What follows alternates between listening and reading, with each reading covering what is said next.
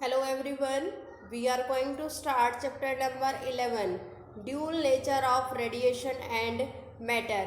इस वीडियो में हम टू टॉपिक्स कवर करेंगे. First topic is photo electric effect, second topic is Hertz and Lenard's observation.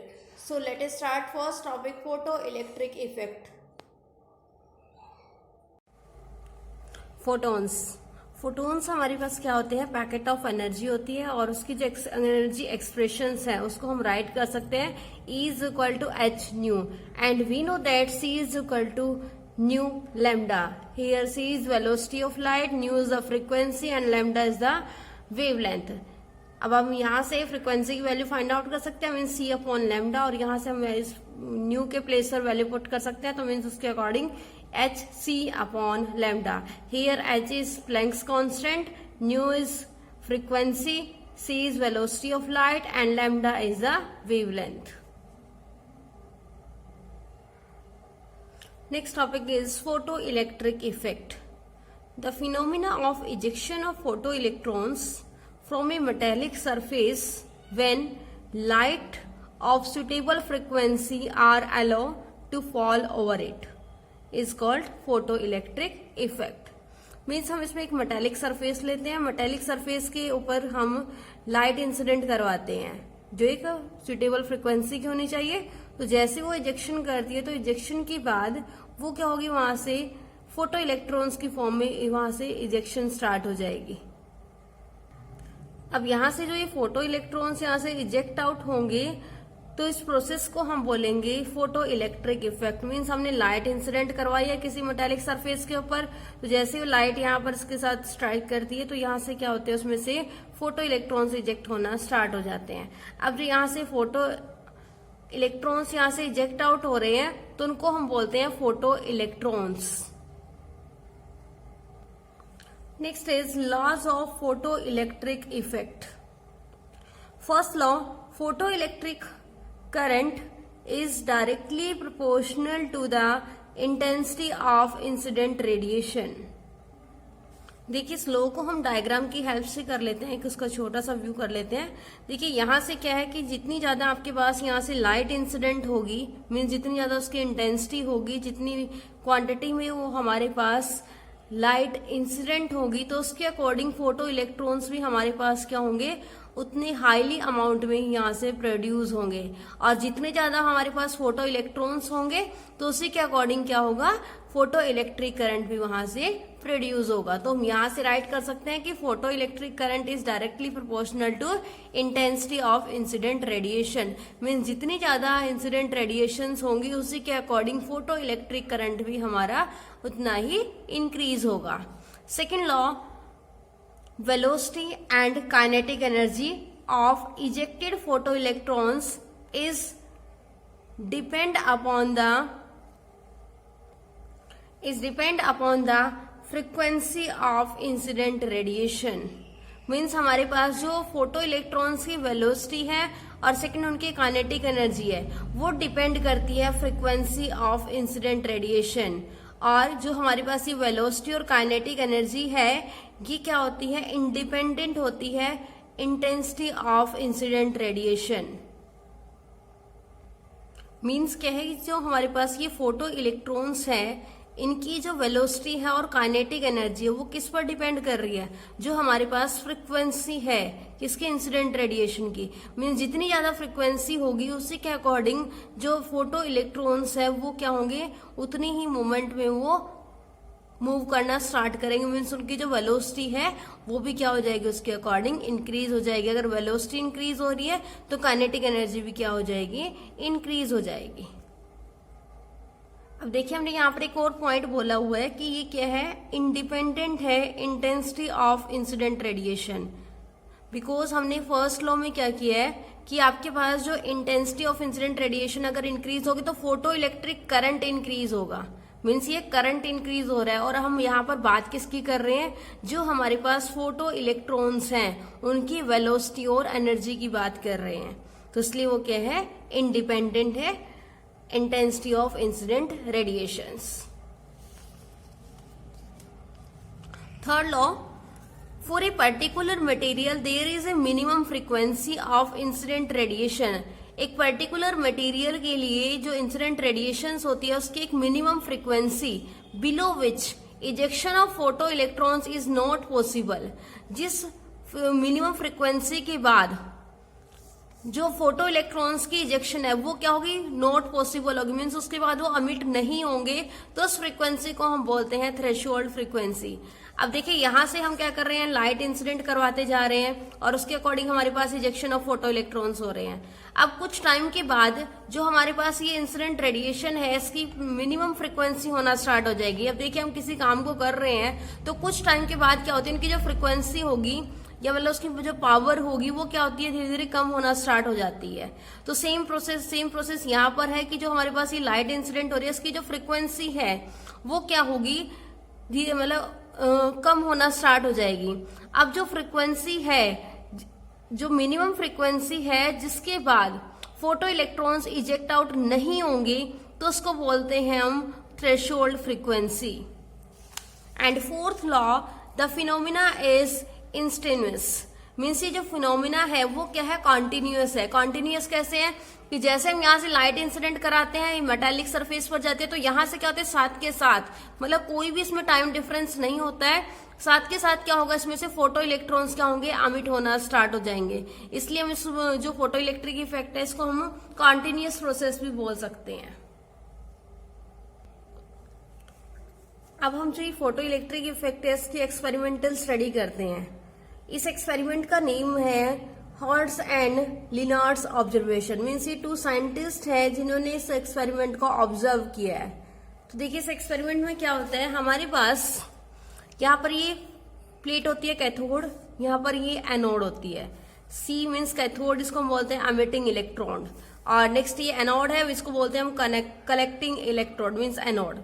अब जो ये कलेक्टिंग इलेक्ट्रोड्स है उसका कनेक्शन हम अमीटर के साथ करते हैं, फिर उसका कनेक्शन हम वोल्टमीटर के साथ करते हैं, फिर इसका कनेक्शन हम रियोस्टेट के साथ करते हैं, और रियोस्टेट के बाद हम यहाँ से बैटरी के साथ कनेक्शन करते हैं.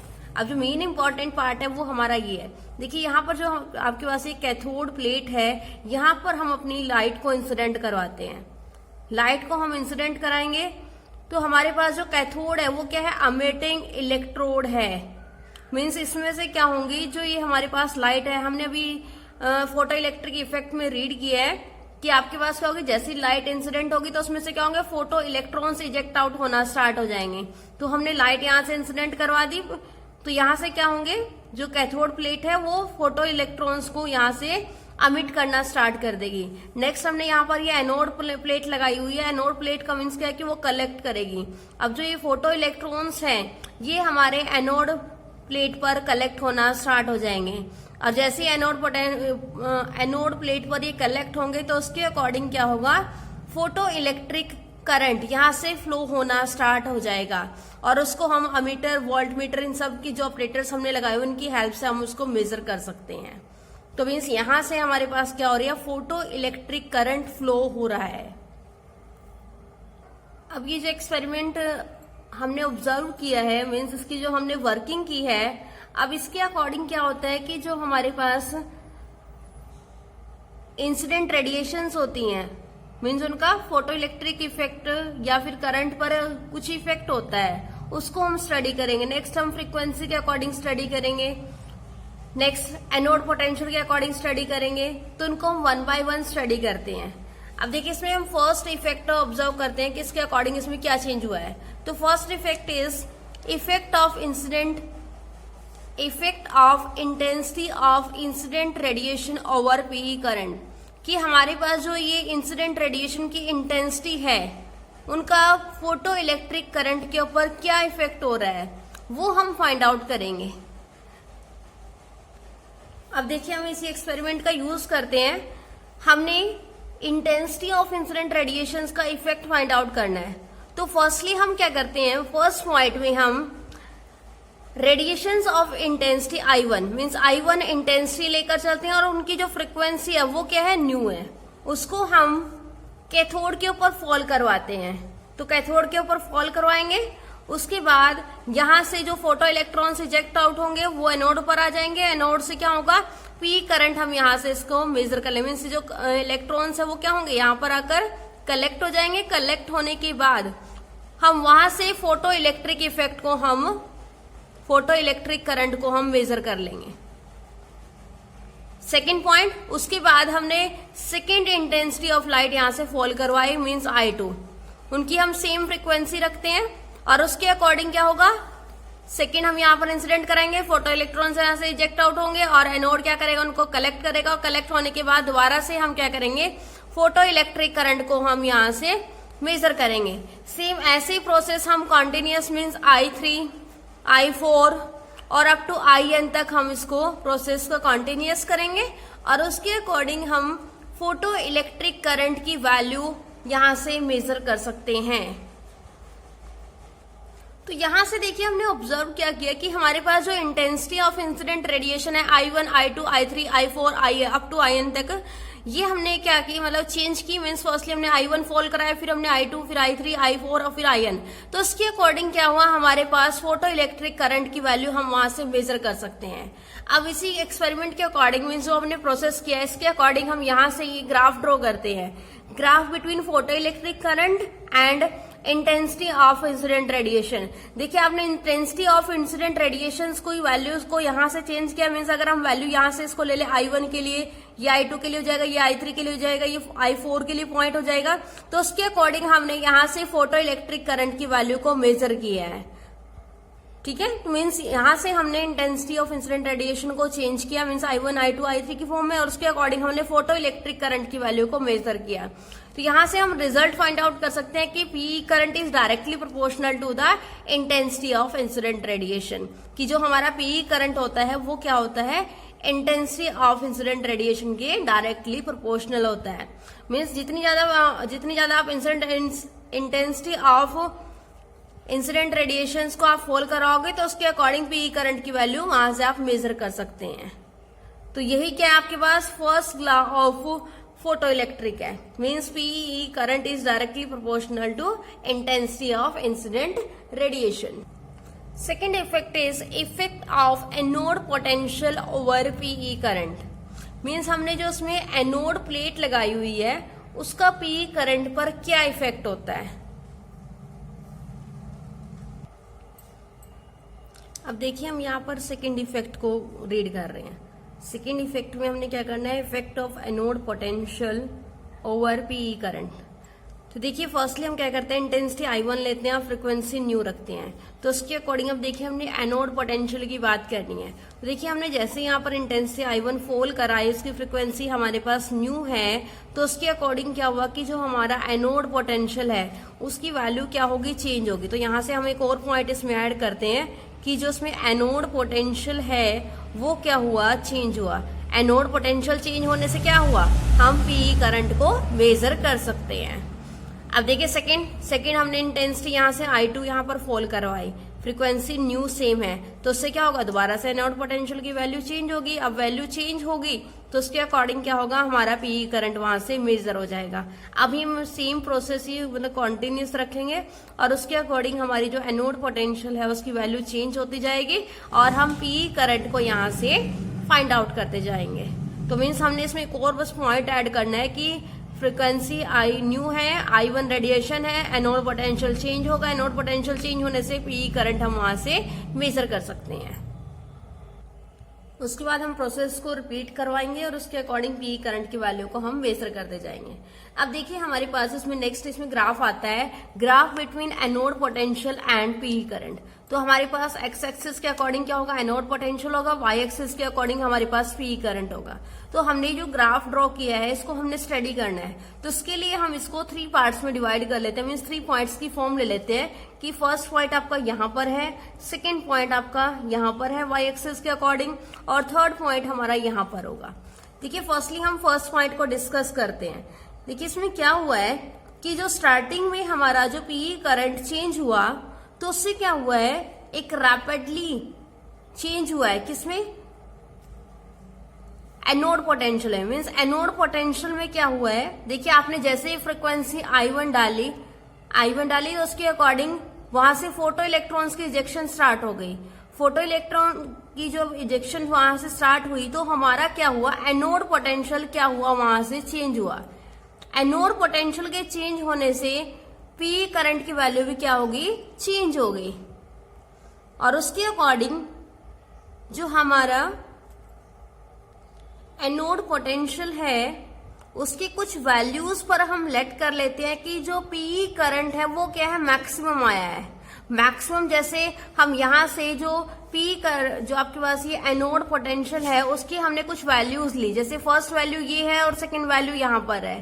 तो यहां पर क्या है, हमारे पास पी करंट की वैल्यू क्या आई है, मैक्सिमम आई है। तो जो ये मैक्सिमम हमारे पास पी करंट आया है तो इसको बोलते हैं हम सैचुरेशन पी करंट। अगर हम इंटेंसिटी I1 के लिए लेते हैं तो हम यहाँ पर लेट कर लेते हैं कि हमारा पी करंट क्या है, इस पॉइंट पर क्या है, मैक्सिमम है। तो ये क्या हो जाएगा, सैचुरेशन करंट फॉर I1 हो जाएगा। नेक्स्ट I2 हम फ्रीक्वेंसी लेते हैं तो उसके लिए जो पी करंट है मैक्सिमम यहाँ पर आ जाएगा। तो इसको हम क्या बोलेंगे, saturation PE current, saturation PE current. देखिए हमने इसको ग्राफ को 3 पार्ट्स में डिवाइड किया है। तो फर्स्टली हम ये फर्स्ट पार्ट है उसको डिवाइड मतलब यहां से स्टडी कर रहे हैं। तो इसमें एक छोटा सा व्यू दे देती हूँ कि जब हमने एनोड पोटेंशियल की वैल्यू को चेंज किया तो उसके अकॉर्डिंग क्या होगा, पी करंट हमारा चेंज हो जाएगा। अब हम क्या करते हैं, एनोड पोटेंशियल की कुछ वैल्यूज ले लेते हैं कि आपके पास इंटेंसिटी I1 के लिए ये वैल्यू है जहां पर पी करंट की मैक्सिमम वैल्यू है। एनोड पोटेंशियल की ये वैल्यू है जहां पर आपने इंटेंसिटी I2 के अकॉर्डिंग आपके पास पी करंट की वैल्यू क्या आई है, मैक्सिमम आई है। तो जो ये मैक्सिमम वैल्यू आ रही है तो उसको बोलते हैं हम सैचुरेशन पीई करंट। तो हमारे पास जो सैचुरेशन पीई करंट है depend upon the intensity of incident radiation, means I1 और I2 के ऊपर वो डिपेंड कर रहा है। अब देखिए हम यहां से अब सेकेंड पार्ट को स्टडी करते हैं। अब देखिए यहाँ पर वाई एक्सिस है, वाई एक्सिस पर देखिए जब आपके पास एनोड पोटेंशियल एक्स एक्सिस पर है तो वाई एक्सिस के अकॉर्डिंग अगर हम एनोड पोटेंशियल को लेते हैं तो वो उसकी वैल्यू क्या होती है, 0 होती है। क्योंकि इस लाइन पर क्या होंगे, एनोड पोटेंशियल इधर पॉजिटिव वैल्यू है इधर नेगेटिव वैल्यू है। अगर हम इस लाइन पर वाई एक्सिस पर लेते हैं तो एनोड पोटेंशियल की वैल्यू क्या होती है, 0 होती है। तो देखिए हमारे पास यहाँ पर अगर हम इस लाइन पर स्टडी कर रहे हैं तो हमारे पास जो इंटेंसिटी I1 है उसके लिए ए वैल्यू आ रही है, I2 के लिए हमारे पास ये वैल्यू बी आ रही है। तो मतलब ये क्या शो कर रहा है कि जो हमारे पास इलेक्ट्रॉन है वो क्या है, always ejected from the metallic surface with some amount of initial kinetic energy. कि हमारे पास एनोड पोटेंशियल अगर 0 भी आता है तब भी हमारे पास पी करंट की वैल्यूज चाहे वो मिनिमम वैल्यूज हो बट वो हमारे पास यहाँ पर ऑब्जर्व हो रही है। जैसे आपके पास इंटेंसिटी I के लिए ए पॉइंट है और I2 के लिए बी पॉइंट है, तो यहाँ पर क्या है, पी करंट की वैल्यू तो शो हो रही है। तो ये चीज क्या शो कर रही है कि जो हमारे पास इलेक्ट्रॉन्स है वो क्या हो रहे हैं, ऑलवेज इजेक्ट हो रहे हैं। क्योंकि जब हमने इसको एनोड पोटेंशियल को देखिए वैसे तो हमने 0 ले लिया, बट जब हमने इसको एक्सपेरिमेंट को स्टार्ट किया तो वहां से क्या हुआ है, फोटो इलेक्ट्रॉन्स तो इजेक्ट हो रहे हैं, तो वो एकदम से तो स्टॉप नहीं होंगे, तो मतलब उसको कुछ ना कुछ टाइम लगेगा। तो यहां से हम राइट कर सकते हैं कि जो इलेक्ट्रॉन्स है वो क्या है, always ejected from metallic surface with some amount of kinetic energy. तो हमने जो सेकंड पार्ट है ये भी यहां से स्टडी कर लिया। अब आ जाते हैं हम थर्ड पार्ट के ऊपर। यहां देखिए जो हमारे पास इंटेंसिटी I1 है वो हमारे पास क्या हो रही है, नेगेटिव पोटेंशियल अब हम लेकर चल रहे हैं। तो यहां से ही जो लाइन है आपके पास I1 की वो यहां पर आकर मीट कर रही है और जो आपके पास I2 है वो भी यहीं पर आकर सेम पॉइंट पर आकर मीट कर रही है। अब इस पॉइंट पर क्या है कि जो हमारा पीई करंट है वो क्या है, 0 है।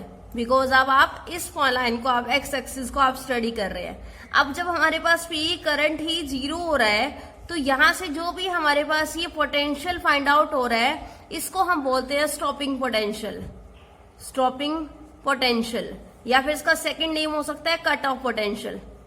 कट ऑफ पोटेंशियल मीन्स जिस पोटेंशियल पर क्या होती है, पी करंट की वैल्यू 0 होती है, तो उसको हम बोलते हैं स्टॉपिंग पोटेंशियल और कट ऑफ पोटेंशियल। तो देखिए यहां से आप क्या ऑब्जर्व कर रहे हैं कि जो हमारे पास ये कट ऑफ पोटेंशियल है वो हमारा इंडिपेंडेंट है इंटेंसिटी ऑफ इंसिडेंट रेडिएशन क्यों? बिकॉज यहाँ से जो आपके पास I1 की वैल्यू आई थी वो भी सेम पॉइंट पर आकर मीट कर रही है और I2 की वैल्यू भी हमारे पास सेम पॉइंट पर आकर मीट कर रही है। तो इसलिए जो हमारा ये स्टॉपिंग पोटेंशियल है वो क्या है? Independent upon I1 and I2 means intensity of incident radiation.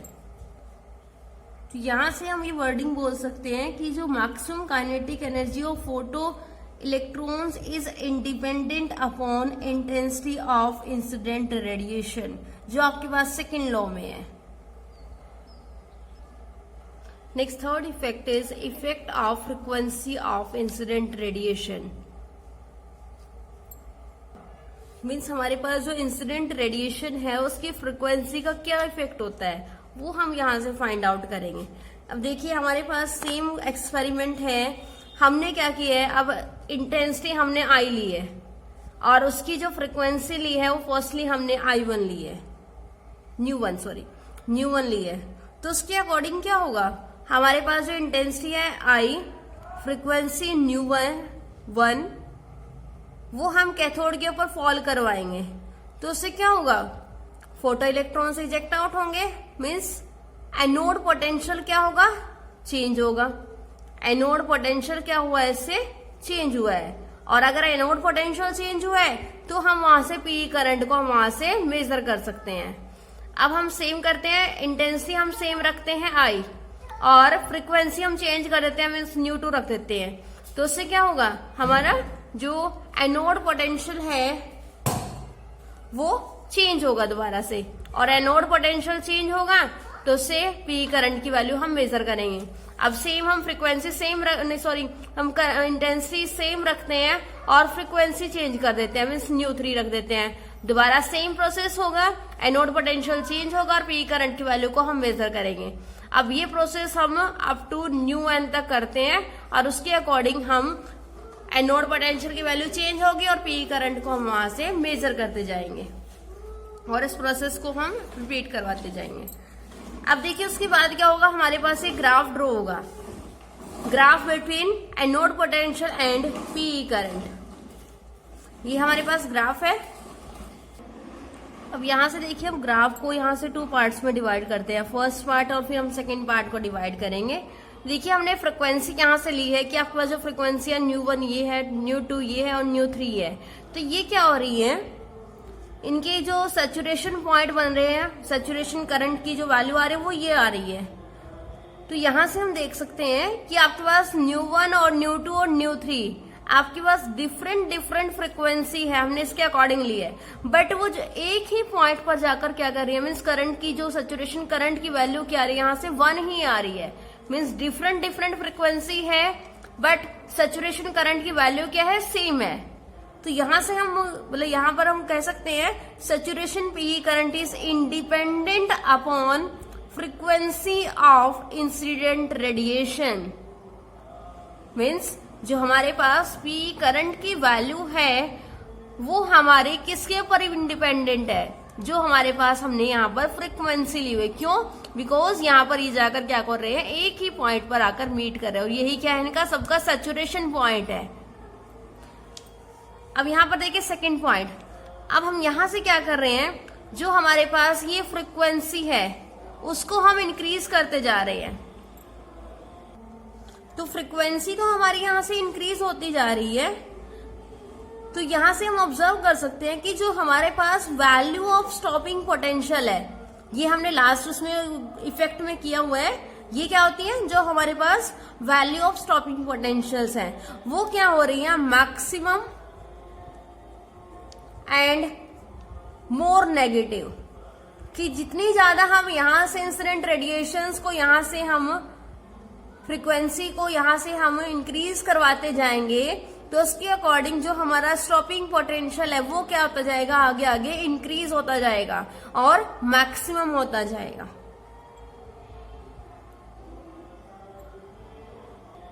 तो यहां से रिजल्ट में हम राइट कर सकते हैं saturation PE current is independent upon frequency of incident radiation and second with increase in frequency of incident radiation means आप frequency को क्या कर रहे हो, इंक्रीज कर रहे हो, we find the value of stopping potential become maximum and more negative. अब हम यहां से देखिए फ्रीक्वेंसी और स्टॉपिंग पोटेंशियल के बीच में ग्राफ ड्रॉ करते हैं तो हमारे पास ये शेप बनती है।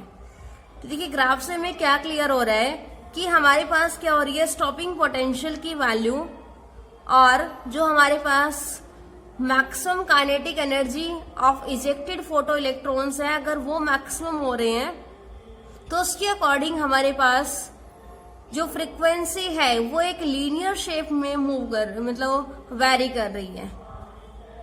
मीन्स हमने स्टॉपिंग पोटेंशियल की वैल्यू को इंक्रीज किया है तो उसके अकॉर्डिंग क्या हुआ है, जो हमारे पास इजेक्टेड फोटो इलेक्ट्रॉन्स हैं उनकी जो काइनेटिक एनर्जी है वो क्या कर रही है, लीनियर शेप की फ्रीक्वेंसी के साथ वो वेरी कर रही है। तो ये हमारे पास जो लीनियर शेप है ये हमारे पास फ्रीक्वेंसी की वैल्यू आ जाएगी। अब देखिए अगर हम किसी एक पर्टिकुलर मटेरियल की बात करते हैं जिसकी हमने फ्रीक्वेंसी क्या ली, न्यू नॉट ली, मीन्स एक पर्टिकुलर मटेरियल जिसकी मिनिमम फ्रीक्वेंसी, ये क्या है मिनिमम फ्रीक्वेंसी वो हमने ली है new not of incident radiation. अगर हमारे पास न्यू नॉट वैल्यू आ जाती है तो उसके अकॉर्डिंग मीन्स न्यू नॉट के बाद हमारे पास फोटो इलेक्ट्रॉन्स की इजेक्शन पॉसिबल नहीं होगी, इसलिए हम इसको बोलते हैं थ्रेशोल्ड फ्रीक्वेंसी। अब देखिए यहां पर हमने ये राइट किया है तो इसका मीन्स क्या है कि new is greater than new not, कि जब तक हमारे पास न्यू फ्रीक्वेंसी है तब तक हमारे पास ejection of photo electrons possible है। मीन्स जो न्यू है वो क्या है, न्यू नॉट से ग्रेटर है, तब तक ejection of photo electron possible है। बट जैसे ही ये इससे लेस होना स्टार्ट हो जाती है तब हमारे पास इजेक्शन ऑफ फोटो इलेक्ट्रॉन्स नहीं होंगे, क्योंकि जो हमारा न्यू नॉट है वो क्या है, मिनिमम फ्रीक्वेंसी है। तो जब तक फ्रीक्वेंसी इससे ग्रेटर है तब तक इजेक्शन ऑफ फोटो इलेक्ट्रॉन्स क्या है, पॉसिबल है। This frequency is called as threshold frequency.